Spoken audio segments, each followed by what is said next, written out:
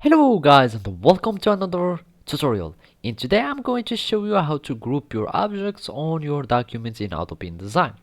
So the first thing that I will need you to do now is to open your Adobe InDesign software and follow the simple steps. Here in this example, the first thing that I will do is to create new two objects, or they can be either shapes, image, text holders, or text box, or whatever the object was.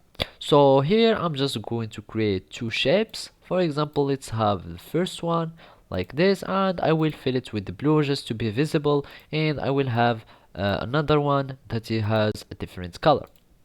So now I have my shapes that are non-grouped like this, and even if I select one, the other one won't be selected. So now if I go to the layers panel, I will see that my rectangles are not grouped.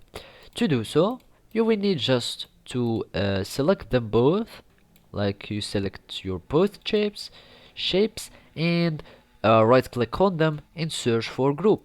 So basically there is the group option, and you will click on the group, and now you can do all the operations on both of your shapes without having to select to isolate them.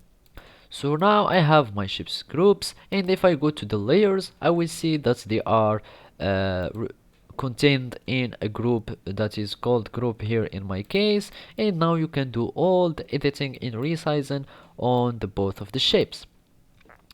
Now, if you want to ungroup them, you just select the group and click on ungroup.